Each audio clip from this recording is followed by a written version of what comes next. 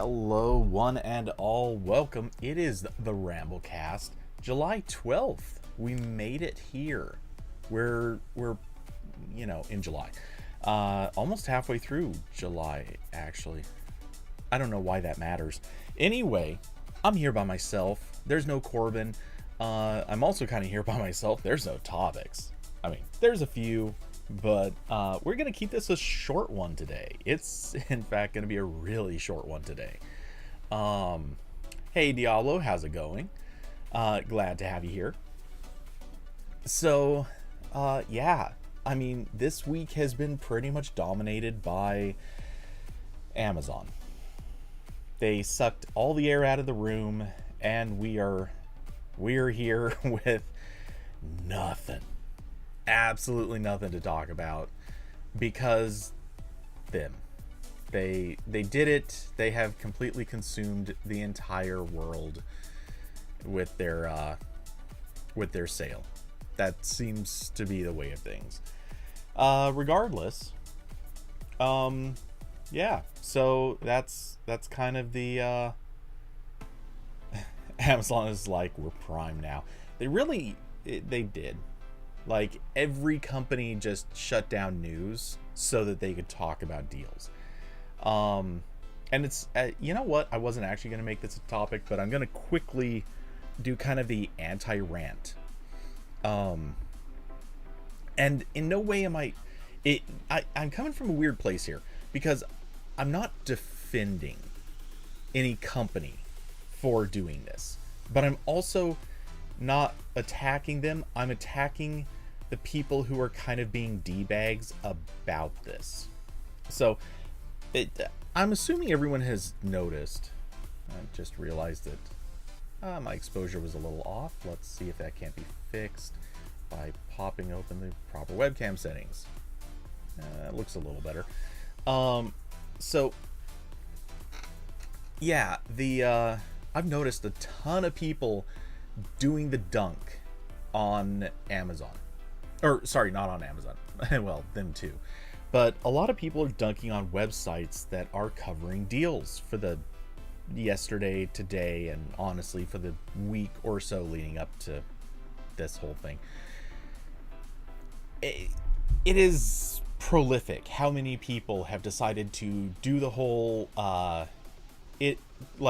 they're posting to wherever will listen to them saying, you're not posting news and you're not journalists if all you're doing is posting deals. Here's the thing. You're not wrong, but you're also dead wrong. Everyone who is hating on this, I'm sorry, but they're the same people who are running around saying, basically, screw websites for having advertising. How dare you track everything I do? I'm going to run an ad blocker. I mean, I looked through a couple of people's histories, and the same people who are complaining about sites posting deals are the same ones who say it's not safe to be on the internet without an ad blocker, therefore screw everything, I'm just going to block it all.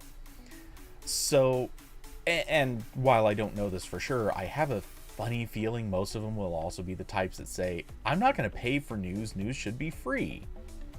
So if they're not going to pay for news, they're not going to allow ads, which is how news largely has been making its money for a while, and they're not going to use the deals because they think that that's offensive. I'm just curious, how do they figure anyone gets money? How do they think anyone's getting paid? Are people just working for free to entertain you?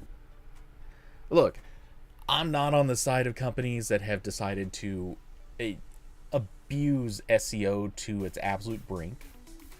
I am not defending or endorsing the absolutely vile, just repulsive behavior some blogs go to trying to convince people to click through their deals. I'm not going to name names, though I can think of a couple sites that people frequent on my Discord that have gone out of their way to bold-faced lie in their headlines, in the article text. I'm not defending that. That stuff needs to go. It warrants actual investigation. Like, legally speaking, someone needs to do something about this. But I have to sit here and say money does have to come from somewhere. The internet has been taken to that point where greedy people have ruined it for everybody. And as a result, everyone is now kind of been pushed to the worst place it has ever been. And let's be honest, I'm sure we will find a new low next year or the year after. But it would be great if somehow, some way, we could get back to a place where the industry could still make money while not being horrible. And the first step to that, unfortunately, is all the pompous a-holes out there who are yelling and screaming about how it's not news or journalism to do deals. They have to break somewhere. They have to find a spot where they're willing to say either they want to pay for the news, or they're going to have to find a place where they're willing to say, sure, I'll allow some ads through. Or they're going to have to turn around and say, you know what? Nah, you're right. I'll click through some of your deals because, hey, I actually want some of this stuff. They got to find a place to, like, put their hands up and just say, whoa, okay, you're right. I grant you that one. Hey, Austin, how's it going? Prime Day was somehow more awful than normal. Also, I'm gonna briefly dunk on anyone who has to make a big fuss about the fact that Prime Day is now 2 days. We know. Yes. It says Prime Day, implying singular.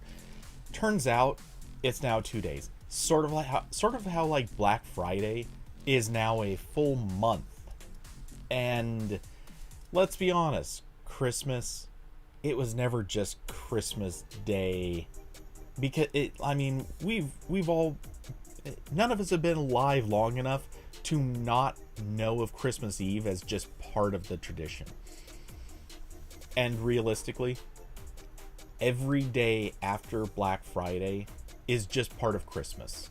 We know it. That is, of course, if you are in any way involved or aware of Christmas. If you happen to be in another country, maybe, or in a culture where that's completely ignored, and somehow you also aren't ever going to a store in the US where it's just kind of forced on you. I suppose you might not think of it that way, but I think most people do. Anyway, so not super important. Let's see. Diablo agrees, didn't really want to buy anything. Let's see, which I will briefly say, while I haven't seen a whole lot on Amazon that I want to buy, and I'm even going to pile on a little bit harder and say there was one thing, well, there are a couple things work-related that I do actually want to buy, and they did go on sale. One of them is some NAS hard drives. And funny enough, they didn't even go on sale for as little as they did several months ago when I first was considering picking them up on, I don't remember what event it was, but there was an event a few months back. I don't think it was as far back as Black Friday, but there were some NAS hard drives. I was really on the verge of picking them up, and yeah, then I just flipped around and decided nope. And this time they're not even on sale for as little as before. So yeah, that's a bit of a kick. I'm also eyeing a few props, but some stuff that I would use in some photos. But I'm sitting here looking at that like, by the time I buy those, I think it would cost about $30. It's not a lot, but I just don't feel good spending the money because you never know. And besides, they would be a little bit limited use. Right now, all of the things that I have coming to me for reviews, none of it would specifically work with, well, I mean, some of it would, but it wouldn't make as much sense as some of the stuff that I've reviewed in the past and would prefer to have used these props. Anyway, not important. Austin, you think people were under the assumption that all tech blogs were journalism for far too long? Yeah, I would agree with that. And this actually brings up a topic that I've never really hit too hard on this, but I do feel like it warrants calling it out. But really quick, wait a second. How do you figure 1 isn't a prime number? The rules of prime numbers are that they are only divisible by themselves and the number 1.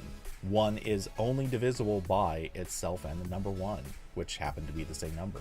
1 is a prime number.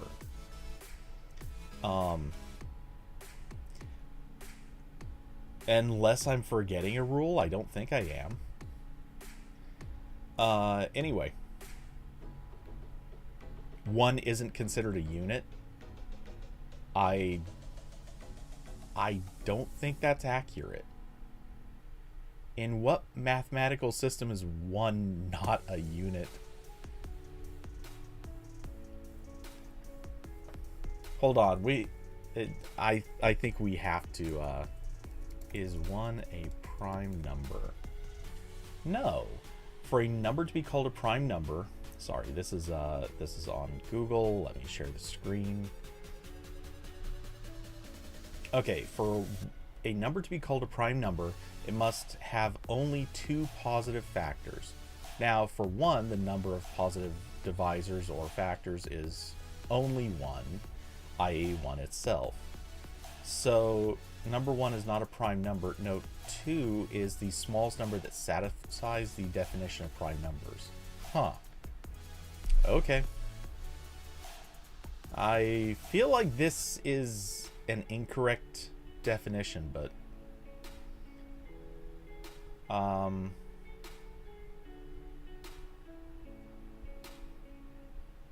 okay.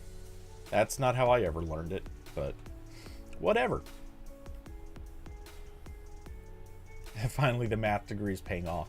Funniest thing, I was 1 class away from having a math degree. It would have been an associate's, not exactly going the big time there, but hey. The only thing is, by the time I took that class, or rather, it was a class I hated. I was in it, and I just absolutely despised the class. It was Calculus 254, if I remember, and it was such a doggedly theoretical class as to be completely worthless. So yeah, I just could not take it. Yep, Austin, same here. For our degree at where I went to college, the software engineering degree, we had to take enough math classes that we were automatically, I believe, 3 math classes away from having a math associate's. So a lot of people, not a lot of people, but a fair number of people would just find ways to squeeze those extra math classes in, or they would like stick around an extra term and, you know, just kind of juggle their classes around to make it work. Anyway, so the thing is, the only time that they taught Calculus 254 at my college was this ridiculous like 6:30 a.m. class, or what was it, 6:30 or 5:30? I don't remember now. Anyway, it was really, really early in the morning. I could not stay awake. Waking up for that class was basically impossible for me. Once I got into the room, the teacher was boring as sin, so I fell asleep every day. I think very literally every day I fell asleep. And you know, just between being a boring class and the time, yeah, it was doomed, just absolutely doomed. So yeah, I was not going to score well in that class, so I dropped it.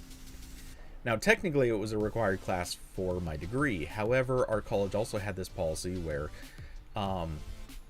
you could graduate under any curriculum of required classes as long as the curriculum was introduced somewhere during the time you were at that college.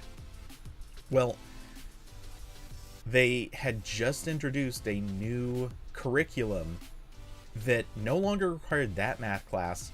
It required a different one, which was an applied statistics class. I loved statistics. I was great at it. And so I took that one, and for some reason, I forget why, but I ended up taking one other class. Oh, no, I remember why. For other reasons. And this I know this sounds like making an excuse, but I had a professor, or it wasn't a professor, he wasn't an advisor, he wasn't a professor, but whatever. He was in charge of basically rubber stamping people's graduations.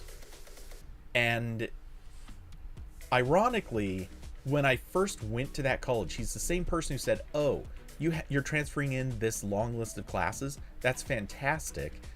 You don't need to take all of these beginner level classes then. We're just going to jumpstart you past those."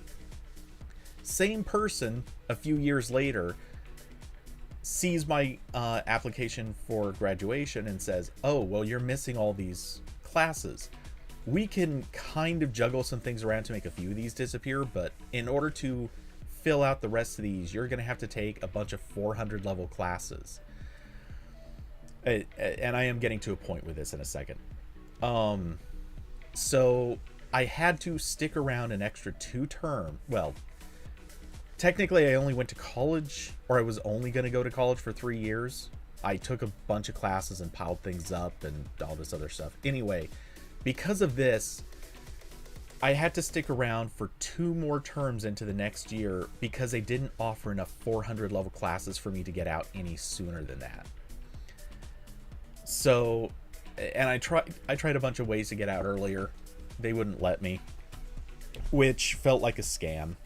And given how that college kind of operated, it kind of was a scam. Anyway, in order for me to remain a full-time student and continue living on campus, because there was no point to moving off campus for a short period of time, I had to take a certain number of credits, and so I ended up taking another math class. So I could have almost gotten my math minor. I was 1 class away, but it was a class I was never going to take. So that's how it worked out. Anyway, yeah, that was dumb and messy. It gets way worse in linear and discrete. Calculus is all useful to you. Yeah, as a software engineer, well, wait, what exactly do you do? Because as a software engineer, I've worked for a company that does. You were in college for 12 years? Hot damn. I mean, technically I did. So I say I went to college for basically 3 years, 2 terms. Technically, I also did go to a community college and rack up some stuff on the side. But I don't count that into it because, frankly, that was just some time hanging out with people doing nothing. Hey, David, how's it going? Okay, awesome. You're a biochemist. All right. For a second, I was going to say, how is it that you needed the calculus? I guess for biochemistry, sure. I don't know enough about it, but I'll trust you. But as a software engineer, I'll tell you, I've worked for companies in the financial industry. I've worked for an engineering company that literally, like, I had to implement algorithms for some really complicated stuff, and I never used most of the stuff that I learned math, or in terms of math, I never used most of that anywhere outside of college. I've used the statistics stuff in a lot of arguments. Like, arguments with random people. Statistics classes have played in super well. But I don't think I've used hardly any of my calculus classes. Algebra, sure. I used a ton of algebra. But I can't say that calculus is really factored into most of the stuff that I've done. Algebra and geometry, that's where pretty much everything I ever needed to know kind of factored in. I'm sure having practice with higher level classes helps. Like, it makes it easier to understand certain things, but yeah, no.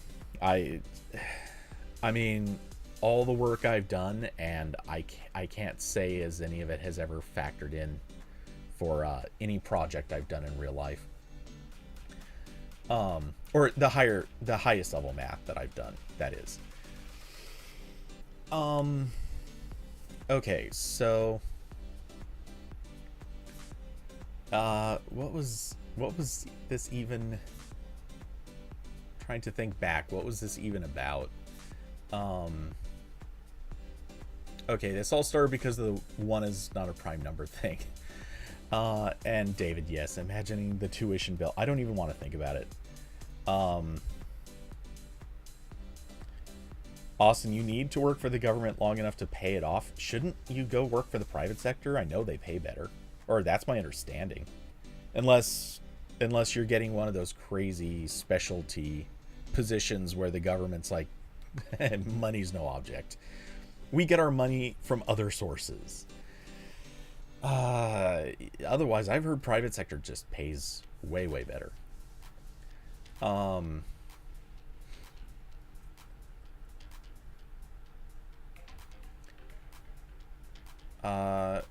Let's see. 5 years of work and loans will be paid off in full.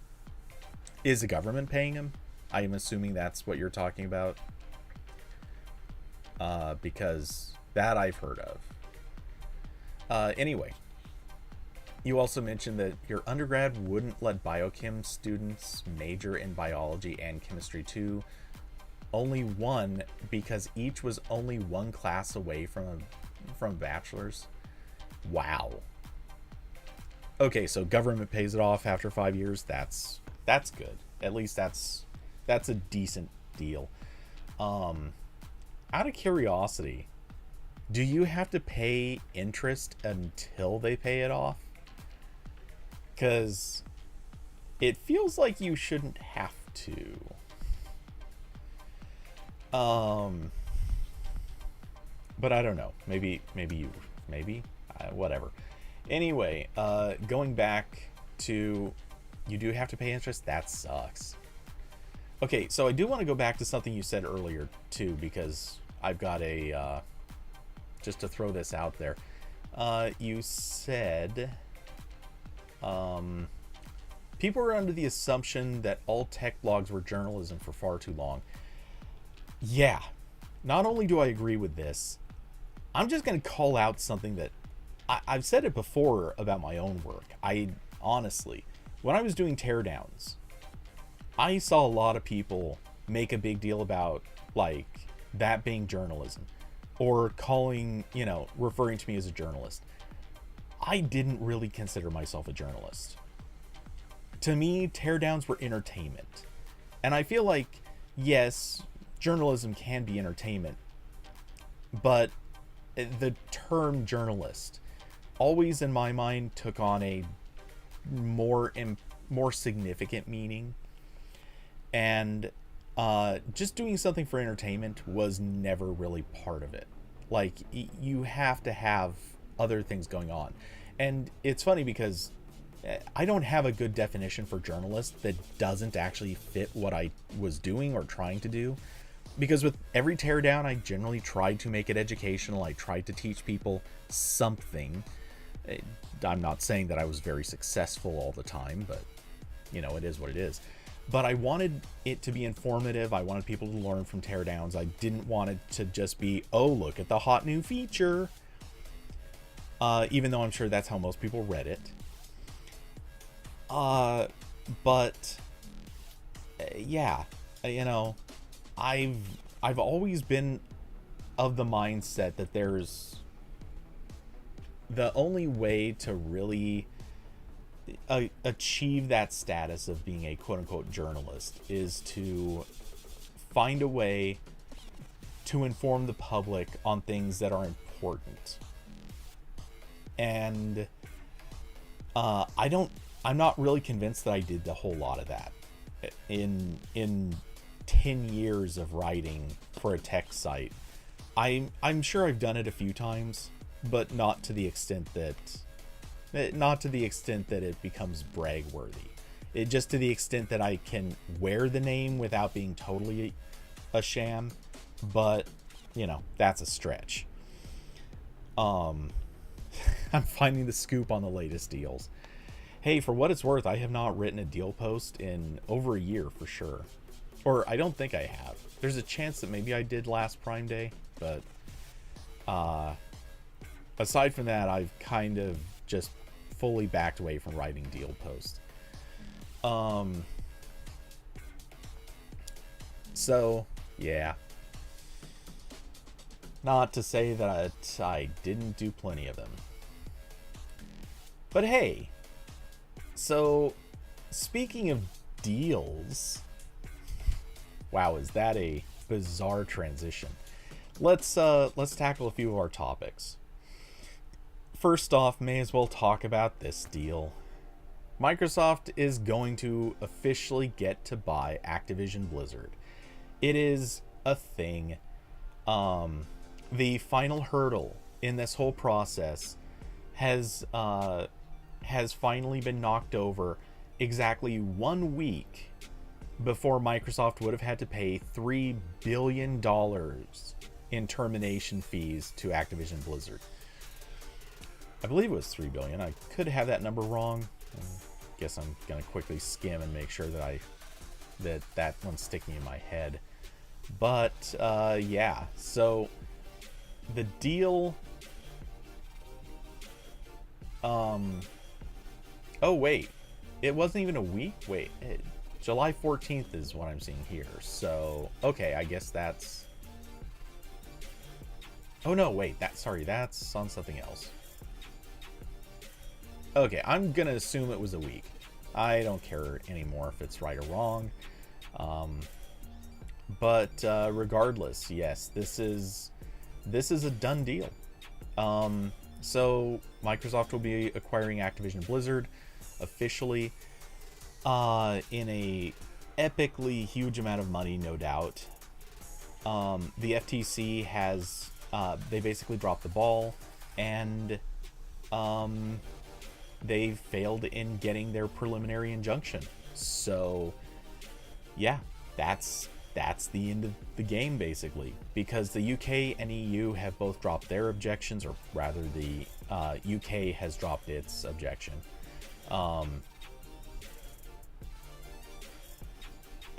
Awesome. Yeah, Kirby is screaming for joy. I'm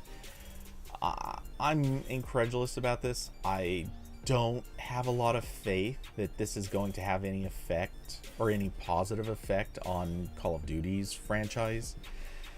Maybe I'm wrong. They could have massive implications, or Microsoft could have massive positive implications there. Likewise, I could also be wrong when I predict that a lot of people at Activision Blizzard are probably going to lose their jobs. Because, shockingly, many of them are now redundant. They will be working for a company that some of its functions will be merged into Microsoft. Therefore, yeah, chances are we're just going to see a lot of random people losing their jobs. Some of which, to be fair, should lose their jobs. There was a lot of crummy people from I believe it was, if I remember correctly, there were crummy people from Blizzard who everyone expected to get fired when Activision and Blizzard merged.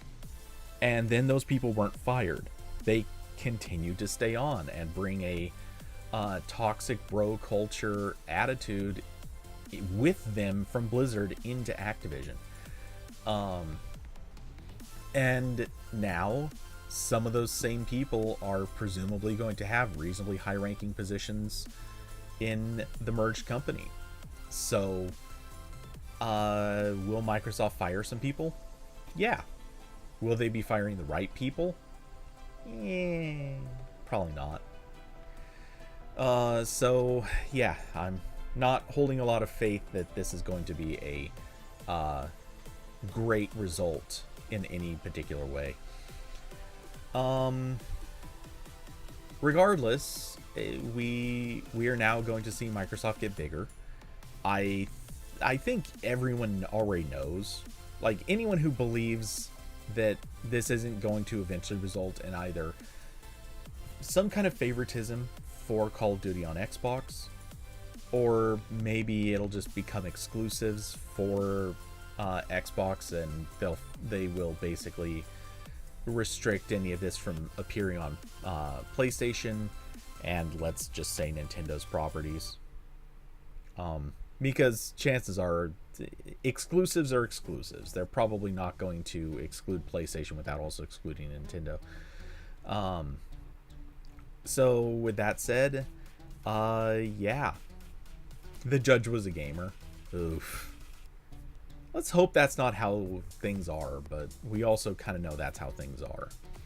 Because lately, judges are really, really not caring about what's legal or what's appropriate. They're just kind of like, hey, here's what I want to do. Someone try to stop me. Because apparently they are the untouchable class now, I guess. I don't know. Things in this world are not as they should be. But yeah. So I don't know. Again, I don't think there's a whole lot to say on this. Corbin and I have kind of tackled most of these topics. The mere fact that the gaming industry is now shrinking even further to what will effectively be the tiniest form of, well, whatever this is. Yeah, that's not good. It just isn't. Even if in the hypothetical world it does actually improve one game, and even hypothetically maybe brings back, I guess, the Guitar Hero franchise, even if it accomplishes this, is that really worth it for the likely damage it will just do to the industry in the process? I'm thinking not. Also, what kind of worries me more about this is we're probably going to see now a lot of the people who work in the gaming industry kind of as on the side. Like, when a lot of people think about game companies, they're thinking about software engineers, of course, who are already being abused. Like, that is probably the single worst industry to work for as a software engineer, because you will get overworked. You will be you will be promised all these great things and probably never get them. You'll be promised bonuses. I mean, just go ask the developers who worked on Borderlands 3. A ton of them were supposed to get these great big huge bonuses, and they never did. I know some did, but a lot of them didn't. In large part because they were either fired or they quit right before the game launched. Therefore, all the work that they had put in the years leading up to it just went away. Or they weren't hired quite soon enough on a project to be included in the deal. Like, there were a lot of ways that those people kind of got cheated. But we also obviously think about the supporting roles, the things like HR people, not to list down the whole thing, just supporting roles, the people who also work at the company. But there's also like voice actors. There are also designers, various other people who come in for temporary roles. The smaller this industry gets, the less bargaining power some of these people have. And honestly, the more you're going to see individual people working too much, no new people ever kind of getting in, and the ones who are working too much are going to get paid less. That's just kind of how this stuff usually works. So, hey, starting off with a bright story. But yeah, that's pretty much all I have to say on that. It's overall for the worse. But here we are. Switching to something kind of, I guess, lightweight. The iOS 17 beta is now out. For those of you who like to live on the wild side, you can now install this to your iPhone. So, hooray for that. If anyone's sitting here going, wait, wasn't that already a thing? Those were the developer previews. I don't remember if that's what Apple calls them specifically, but yeah, they were basically the developer preview versions that came out with WWDC. Now they've moved on to beta. So there's not a lot there. They dug in more with stickers, so you can now separate subjects from the background and turn them into stickers. That's a thing. Not sure how special that is. They've of course introduced the standby mode, which is basically make your phone into a smart clock / smart display. Which, okay, that's also a thing. A better keyboard. Apparently, I vaguely remember they talked about this, but I kind of didn't care. And finally, I believe this is finally, maybe there was one more, but live voicemail. For when someone calls you, you can get a transcription showing up on your phone, just like Google Voice was doing 10 years ago. Or more. It was more than 10 years ago. Or wait, was that live? No, that wasn't live. Somebody was doing it like 10 years ago. I don't care who. But, regardless, yeah, this has been a thing. Oh yeah, and apparently the Reminders app can now automatically support your grocery list. Because, okay, that's a thing. And apparently, at least according to The Verge, that's it. There's, not a whole lot else to talk about. So, as betas go, not exciting.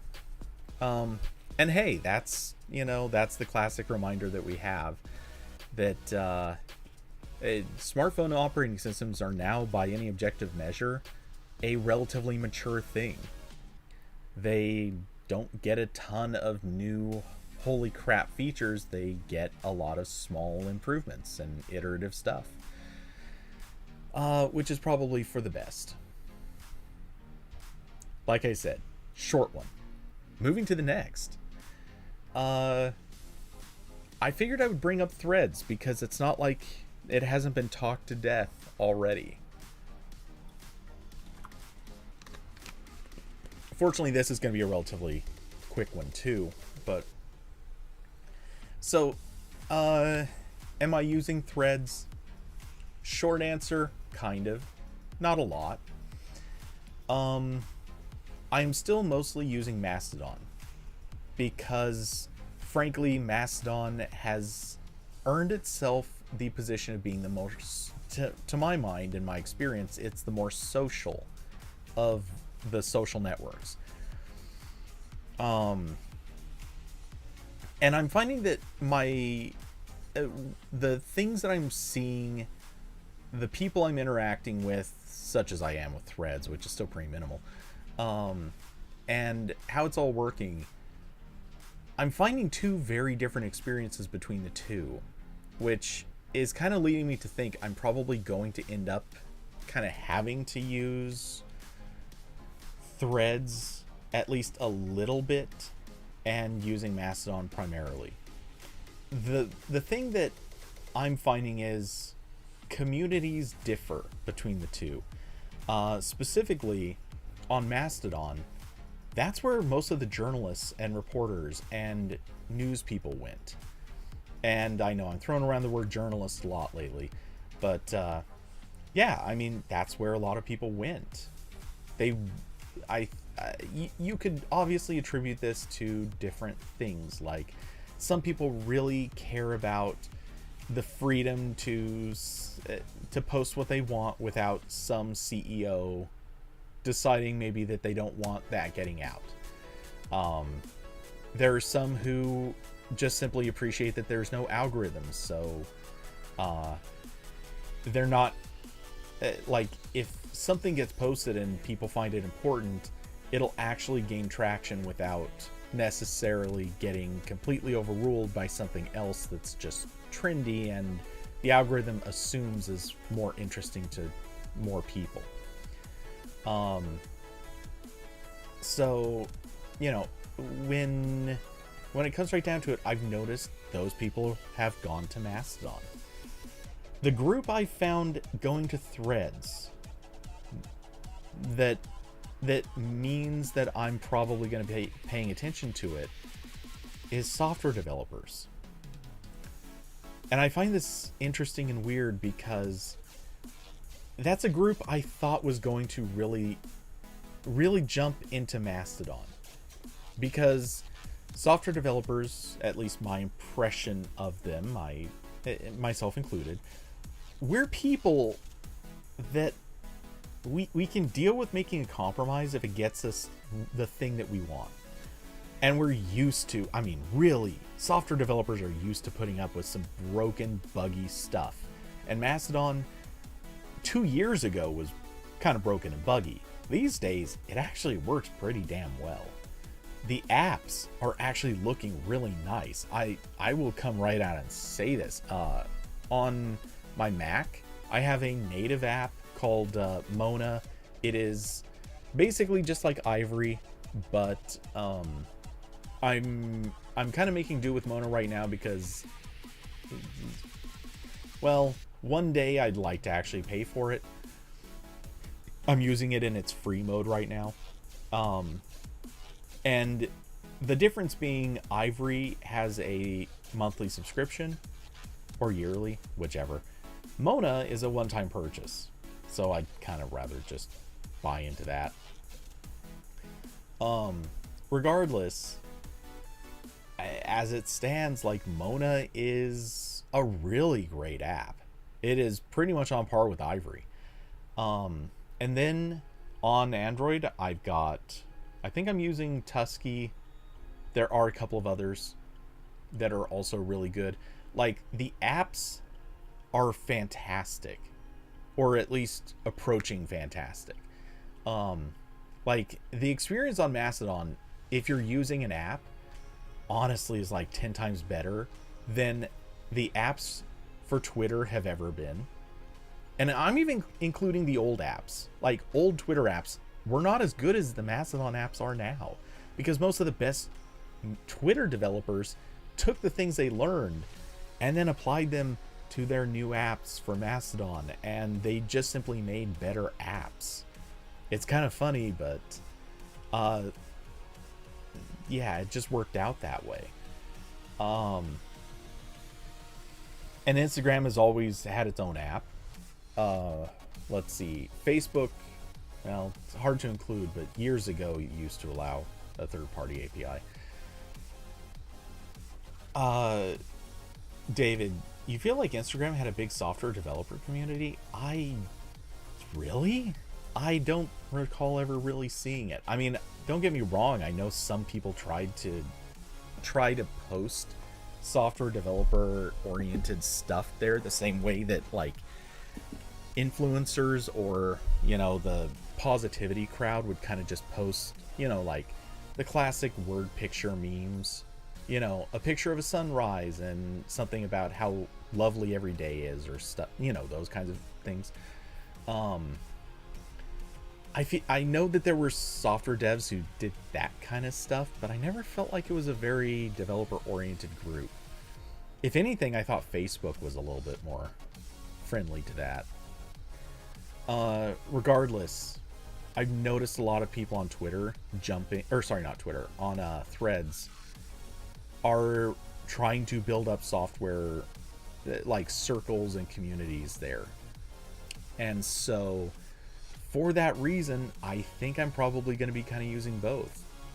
Like I said, I thought that group was going to circle up on Mastodon a lot more than it did, and it seems like Android developers did. But iOS, I don't think got nearly as much. And I hardly ever saw anything relating to like .NET or any of the others. I'm sure there were. The FOSS community, the open source community, has definitely circulated to Mastodon. So same with the security people, like just the InfoSec crowd in general. They've jumped on Mastodon, but it seems like most everybody else, like application developers for pretty much anywhere else, the server developers, those people seem to be migrating over to Threads pretty readily. So I don't know. It's an unusual trend, and I'm not quite sure what to make of it yet. But also, anyone who's reading the background, you may have noticed, and I just included this because I thought it was funny. Apparently, of all the groups to prefer Twitter to Mastodon, evidently the Taliban is a much bigger fan of Twitter. Sorry, I said versus Mastodon. I meant Threads. I'm just mixing up all my words today. But yeah, apparently the Taliban is just a bigger fan of Twitter than of Threads. So, take that, Zuckerberg. Elon Musk 1, Zuckerberg 0. 'Cause the Taliban. Oh boy. Yeah, this will remain possibly one of the most ridiculous things to have happened in a while. So yeah, anyway, funny enough, I kind of thought more people would comment on their use of Threads so far, but no one is. Has anyone actually been enjoying it? I still find the app to be kind of insufferable and broken and buggy, but it's nowhere near as buggy as Blue Sky, at least. So that's good for it. I do think it's an ugly app. Admittedly, I don't like Instagram's styling, but at least with Instagram, their art style made sense to me because the purpose of their interface was always supposed to be let the content be the primary thing. They want you to look at the photos, not at the interface. They want you to look at the videos, not the interface. You're supposed to look at the big shiny bits that people are contributing, not get caught up in an interface. Now we're looking at Threads where the content is mostly text. So the interface is now kind of bigger and more prominent than the text, and it looks terrible to me. So if I'm being honest, I really think they need to change the look. I know it's Instagram style, but I don't think it works for them. David, you might fix it more once they fix the feed. And yeah, that remains my biggest complaint. It's gotten a little bit better. I'll give them that. So the amount of spying on me that they're doing is at least helping produce slightly better results. But yeah, at this stage, I'm still not loving seeing a bunch of like recommended posts that just don't apply to me. They're weird. They're things from people I don't want to see. So yeah, it still feels like a very Facebook thing to do. But who knows? I am hoping somehow, some way, we can still enjoy a not so spammy version of the company, but we'll see. All right, let's yeah, that's actually the last of the real topics I had. Like I said, it was bound to be a short one. I made it an hour, which is pretty good. If anyone has any other topics, feel free to mention them. I will quickly throw in a couple of things. First, well, okay, I do have one other kind of topic I'll close out on that I'll get to in just a moment. First, I will briefly mention I tried out Overwatch 2. It's not bad. It's pretty entertaining for what it is. So I don't know how much or how often, but I might start squeezing those into some of the gaming sessions on weekends. We'll see how that goes. Weird how my throat's already going dry.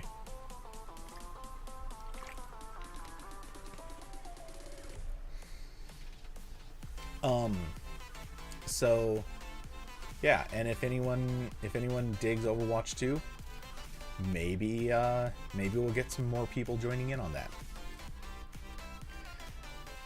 Okay, so let's see, what else was there? Well, there's some review stuff, but I don't know what's worth talking about yet, so, or what can be talked about yet, so I'll save that for later. I am going to quickly, for the camera nerds out there, I am going to quickly dive in on the announced today, or was it announced today? Maybe it was announced yesterday. I think it was announced yesterday. The Sony a6700. This was the topic I was saying that it was going to be a topic, but then it felt boring. I figured I'd say a couple quick words about it. But before then, just in case anyone's taking off, I'll do the quick pitch beforehand. Thank you to all the people out there who subscribe via Patreon and tip through either Streamlabs or Cash App. You guys are really helping with this channel, for real. Thank you, and you're awesome. And for those who would like to help, there are links down below to those same three services. I also added for anyone who's feeling exceedingly generous and happens to have the money lying around, there is a link to my Amazon wish list. This came up as a topic of conversation this last weekend, and I figured, what the hell, I will go through and quickly adjust it in case anyone has a lot of money that they feel like throwing in that direction. So let's see. All right, moving on. The Sony a6700. For anyone who doesn't follow cameras, I know this is pretty boring, and I only have a few quick words to say about this, so don't worry about it. But it was just announced. It is basically a follow-up to the a6600. In case anyone's thinking, oh hey, they go sequentially. No, they don't. Their cameras have come out as previously there was the A5000 series, but this series started as the A6000, jumped to the A6300, the A6500. Then they came out with an A6400, the A6600 and A6200, I believe, came out at the same time. Or was there an A62? Now I'm not even sure. And now they're hitting the A6700. They're all over the place with these numbers. So yeah, this is not really the 7th generation. It's sort of like the 4th and a half generation. Anyway, so looks like a neat camera. It does. Like, they improved some stuff. It's now all USB-C. They upped the megapixel count. They did some other neat stuff with it. Basically, looks expensive too. So yeah, okay. So that is another thing. I had kind of forgotten to mention this. The A6000, the original A6000, when it came out, was, I think, $700 or $800. Maybe it was a little less than that. I don't remember for sure. I don't know if you can still get them. Even if you could, they would technically be, I think, $599 or $550 for the body. Or maybe that's the whole kit now. I don't remember. But they go on sale they were going on sale all the time. You could get an A6000 for, without question, just wait a few weeks and you could probably get one for $400 consistently. This thing, the A6700, is not in any conceivable way a follow-up. It is, I believe, $1,600.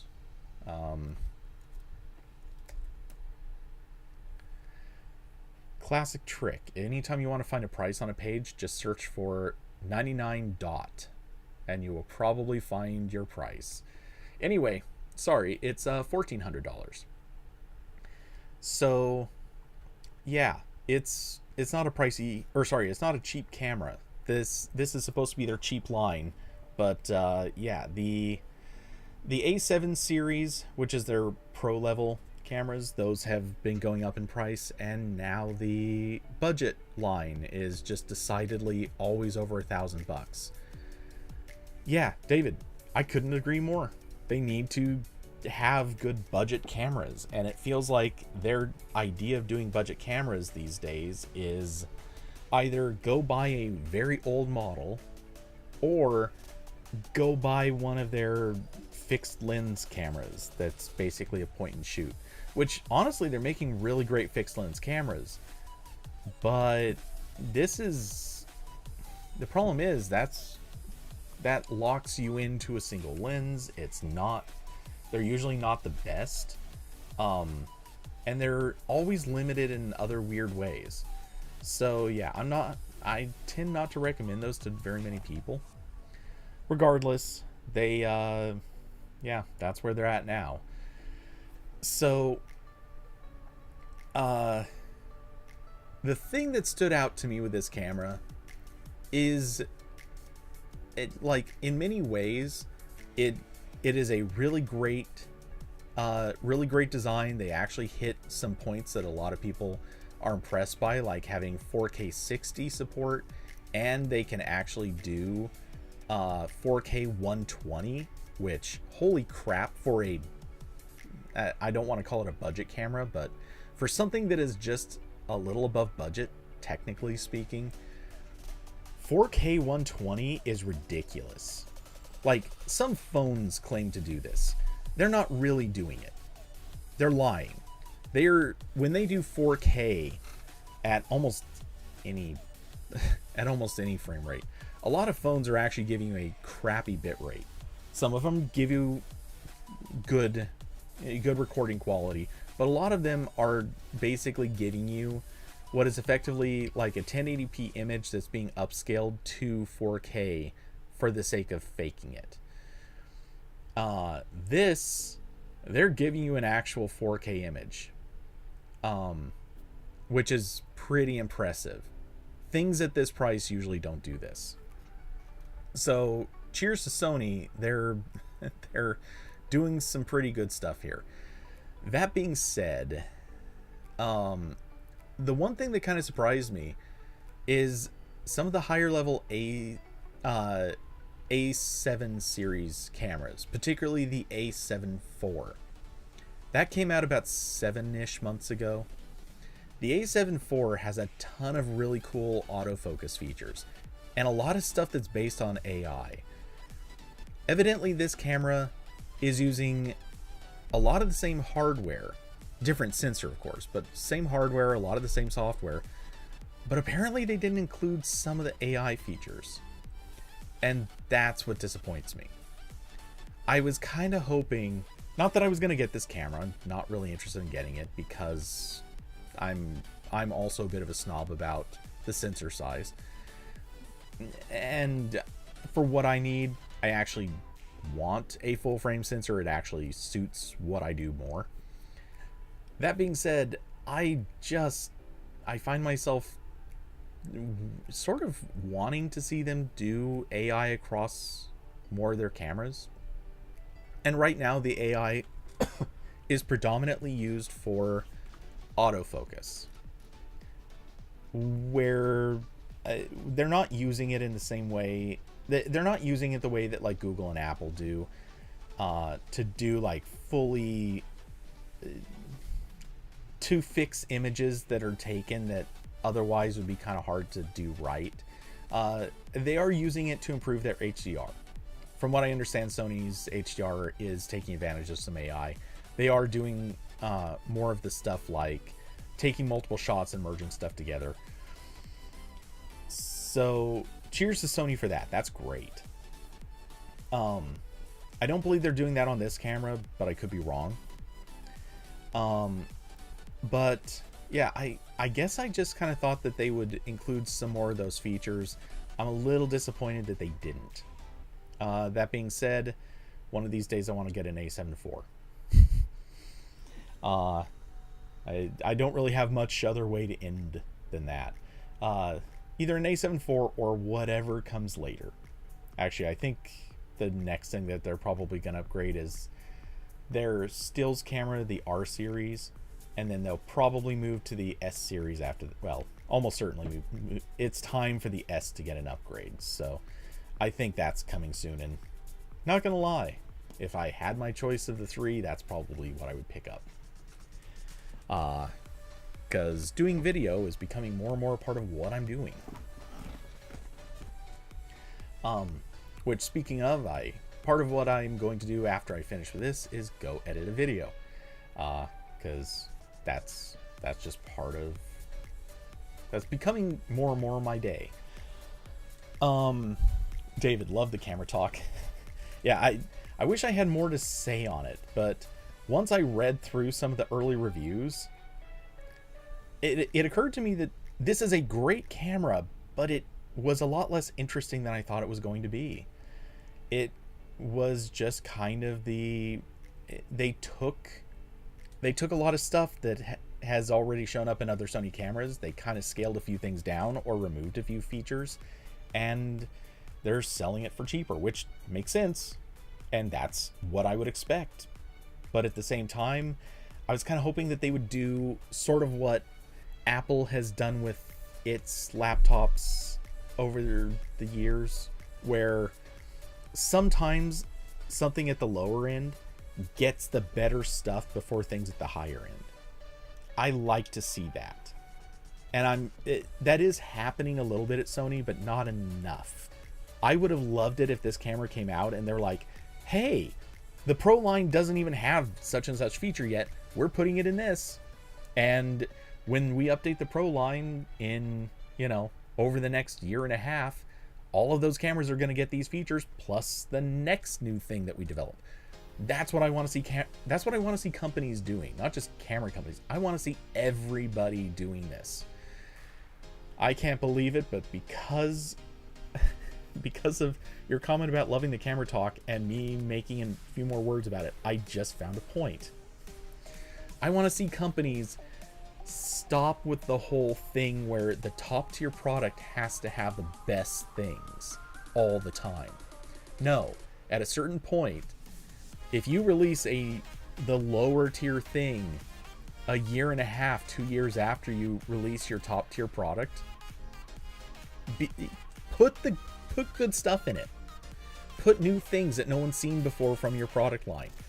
You will do better as a company. You will outperform everyone else if you can say, oh, hey, this new crazy thing we just developed, like, it's amazing. No one has done this yet. We're going to put it in our absolute cheapest product. Our best product does not have this yet.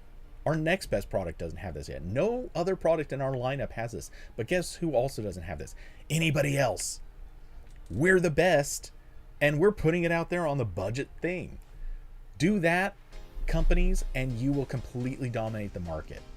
I'm just saying. It clearly works. Again, look at Apple. Yes, Apple dominates markets for other reasons too, including some borderline illegal reasons. But part of where they benefit, part of what works is when you put good stuff out there and get people to rush in and buy your products because of that good stuff. And then they realize, oh, I also want the better thing too, or I want the better thing instead. So I'll upgrade as soon as that one comes out. People do this. This is how you win in consumer products. It just is.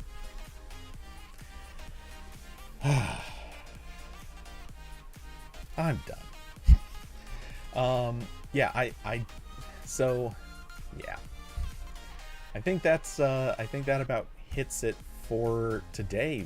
No one has brought up any new topics. Admittedly, I did forget to check. Okay, I just checked Discord. There's nothing in there either. Something got posted to gaming. Oh, Nils with the last minute drop. When did this come in? This is, oh wow, so this dropped 30 minutes ago. FTC is appealing ruling that cleared Microsoft to buy Activision Blizzard. Well, that didn't I'll give him this. That didn't take long. Okay, how long is this? I'll just read it. The FTC says it is appealing a recent U.S. federal court order that cleared the way for Microsoft to purchase Activision Blizzard. The FTC has filed a notice that it's appealing Judge Jacqueline Scott Corley's decision, but we won't know the regulator's arguments until the full appeal is submitted to the Ninth Circuit Court of Appeals. Microsoft won a grueling fight with the FTC earlier this week, with a federal judge denying a preliminary injunction request for the U.S. regulator. The court finds the FTC has not shown a likelihood it will prevail on its claim that particular vertical merger, prevail on its claim this particular, should have had a that in there, but whatever, that this vertical merger in this specific industry may substantially lessen competition. Judge Corley wrote in the ruling, to the contrary, the record evidence points to more consumer access to Call of Duty and other Activision content. You know what? I think that joke about him, the judge being a gamer, might actually be right. Austin, I thought I heard someone in Boston yelling.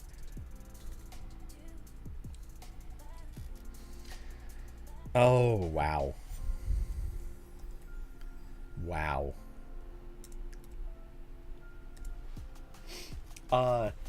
If the preliminary injunction had been granted, it would have temporarily blocked Microsoft from closing its Activision Blizzard deal until the result of the FTC's own administrative case against the company.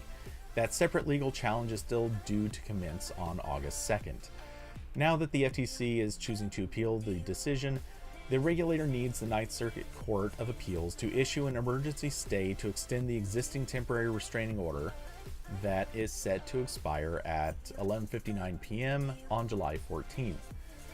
It's not clear if the appeals court will even rule before the deal deadline on July 18th, potentially leaving the door open for Microsoft to close the Activision Blizzard deal on Monday or Tuesday without a restraining order in place.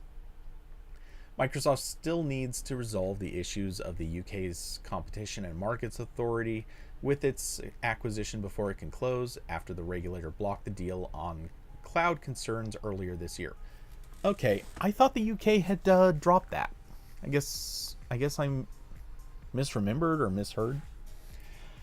Both Microsoft and the CMA almost instantly announced they had agreed to pause their legal battles to negotiate after Judge Corley's ruling on Tuesday.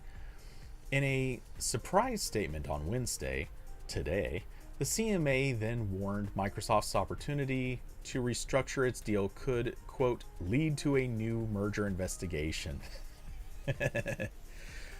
In other words, they thought they couldn't do anything about it, so they'd rather try negotiating.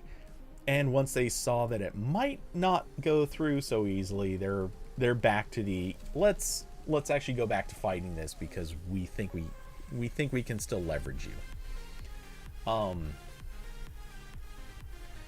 So let's see. A report from CNBC originally claimed Microsoft and the CMA had agreed on a, quote, small divestiture. Small divestiture. I mispronounced. To address the cloud gaming concerns, but was later corrected to clarify Microsoft had only offered a small and discrete divestiture that the CMA hasn't necessarily accepted. CNBC did expand on what the divestiture could involve, didn't expand, but such a scenario will likely be specific to the UK and could involve changes to Microsoft Xbox Cloud Gaming Service in the region. Yeah, in the region. Sure. EU regulators also had cloud gaming concerns, but approved the deal earlier this year. And yeah, that was because of the 10-year licensing promise. Let's see. Microsoft's deal with the EU included a key remedy that involves a free license to consumers in EU countries that would allow them to stream via, quote, any cloud game streaming service of their choice, all current and future Activision Blizzard PC and console games that they have a license for. Cloud providers will also be offered a free license to stream these games. All eyes now turn to the Ninth Circuit Court of Appeals and Microsoft's potential deal with the CMA in the UK. Diablo, wow, that is an emote. David, does that mean no COD in the UK? No, it does not. If anything, actually, it likely...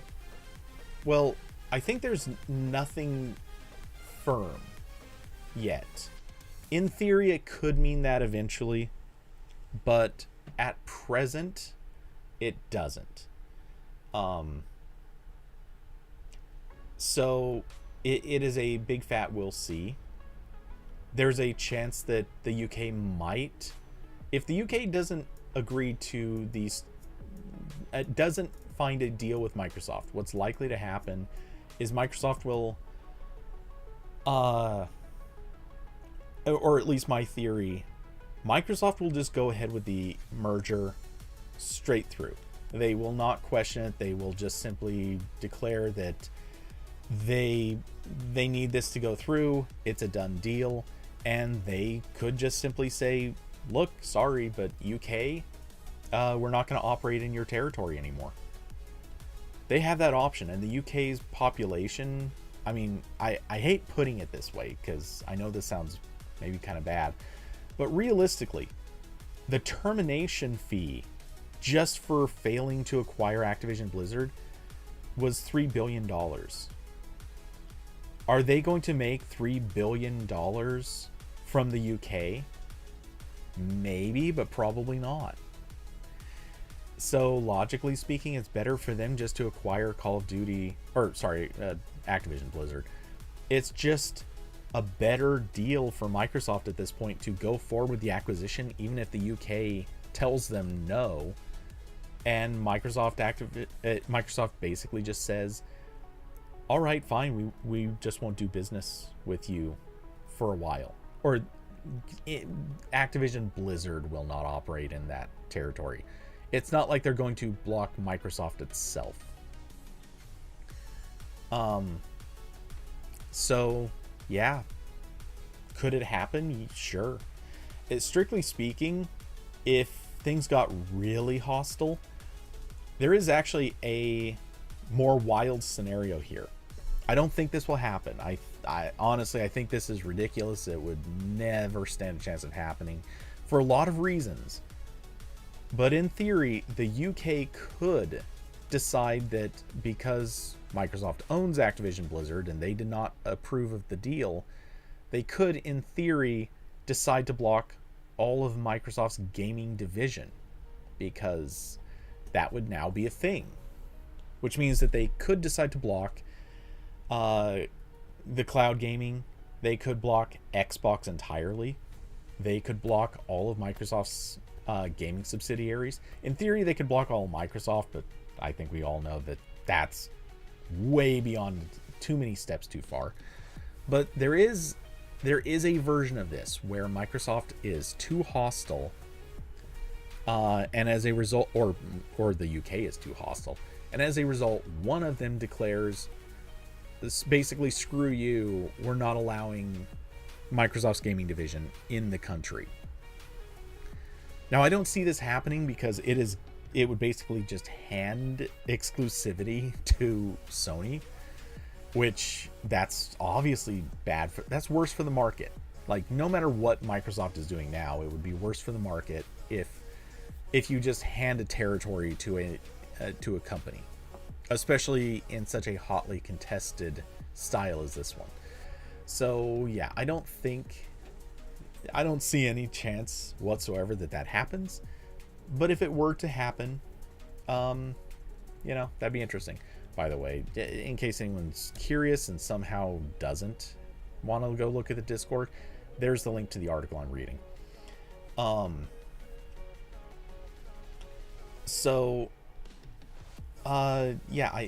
don't see any chance that this happens, but it is interesting. It's interesting to ponder. But all said and done, I think at the end of the day, we're not going to see anything getting banned. I don't think the UK is going to seriously fight this. I think the UK, and this is what I said from the beginning, I think they're trying to get something from the deal. What they're trying to get, we don't really know. But I think what I think regulators are going to try to do ultimately is force Microsoft to somehow create some jobs in the UK specifically. I think that's what this is about. I think they really want to convince Microsoft to either start a game studio there, or they would be happy with setting up like another data center, or I don't know. It's something on the list. I'm pretty sure that's what the regulators want. That, and also a bribe. Let's be honest. They want something out of this deal. They want it to serve them, and that's probably how they would go about doing it. So, if you have power, you leverage it, and you get the perks.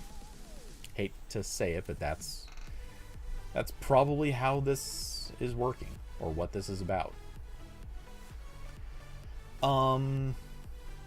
Let's see. If they care for Xbox, they should. Yeah. I don't know. They're at this stage, I think we're into such a weird game of chess between Microsoft and governments that it's too tough to tell what's even going to end up coming from any of this. With all that said, I don't really know what the real implications of this FTC appeal are going to be. I assume at some point a judge will have to rule that basically they're just going to have to push back the termination fees to force this to just be a more ongoing situation.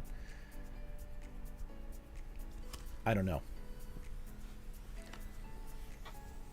Diablo's saying self-sabotage possibly, or slight internal disagreements. Could be. I mean, it's too hard to know. There are too many moving pieces in this sort of thing. But from the outside, what I'm seeing is, I still think the UK just wants something from this deal. It's just too beneficial. There are too many options for them. Microsoft just wants the deal to go through. They'd like it to happen cheaply, but if it has to be expensive, they'll go for that too.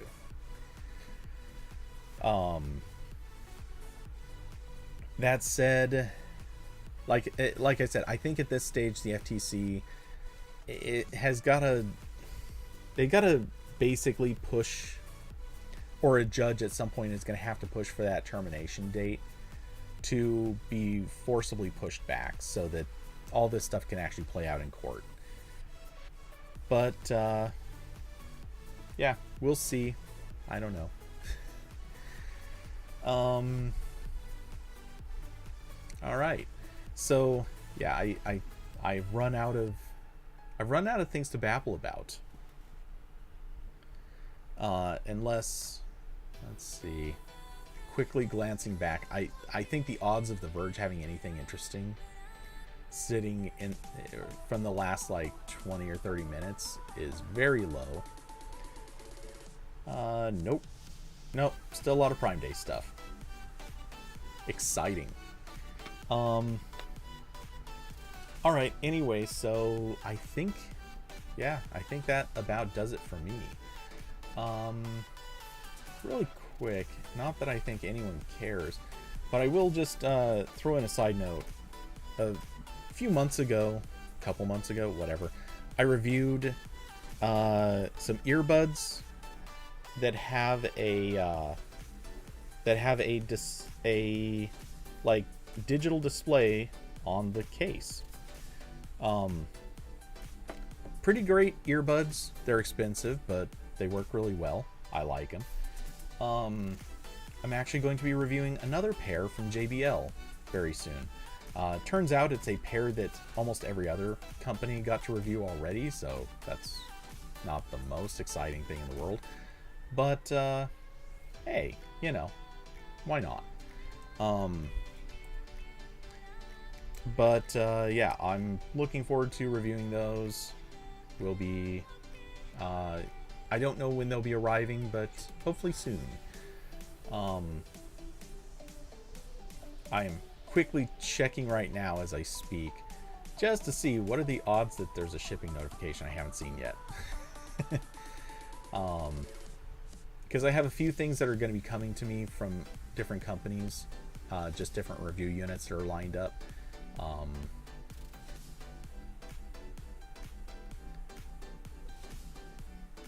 I hate FedEx's site. Too many clicks to get. Okay, nope.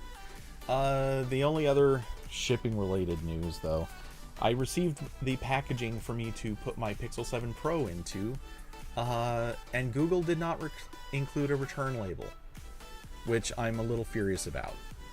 It very much annoys me that they paid the money to send a box but did not send it with the label for shipping back to them. Now they're paying for shipping. They have, I need to find it actually, but I know that they're paying for shipping to send it back, but they didn't send a pre-printed label, which is absolutely maddening to me.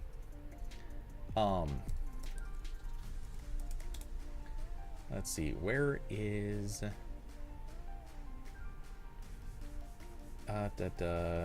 where is that? Austin, you've never had him send one?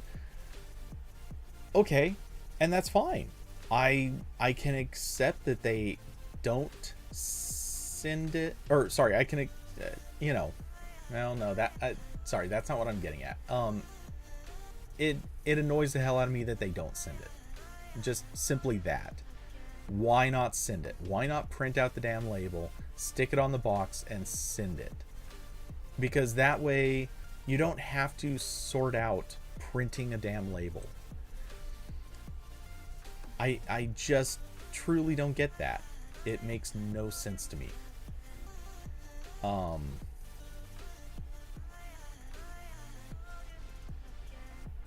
Let's see. Yeah. So they send you the PDF with the label. Like, why? Why couldn't they have printed this? Print it, put it on the battery, you're done. Oh, especially because, seriously, this has 3 different things to print out. Okay, well, that's... They want you to include a packing slip, the battery label, the warning label saying that there's a battery in there, and the shipping label. Oh, this is pissing me off. They could do all this. Save your customers time and trouble and money. But okay, whatever. Yeah, so I was hoping I wasn't going to end on a note like that, but that pretty much does it. So, hey, made it about 90 minutes. That's better than I thought it was going to go. Honestly, I kind of thought this stream was going to end up being like 30 minutes, 40 minutes. Just hitting each topic really fast and then moving right along. But nope. I've proven yet again I can talk too much. Yay! Alright, anyway. So thank you all for coming by, hanging out, being part of the conversation, and chatting with me. Again, for those who would like to help out with the channel at all, there are links down below to Streamlabs, Cash App, Patreon, and yes, even Amazon. To those who already support, contribute in whatever way, thank you. You are awesome and helping out immensely. So, as usual, I should be back this weekend with some Fall Guys, possibly some Overwatch. We'll see how that goes. And I hope to see you all in the next one. And when I find my outro card, I can say good night, everybody.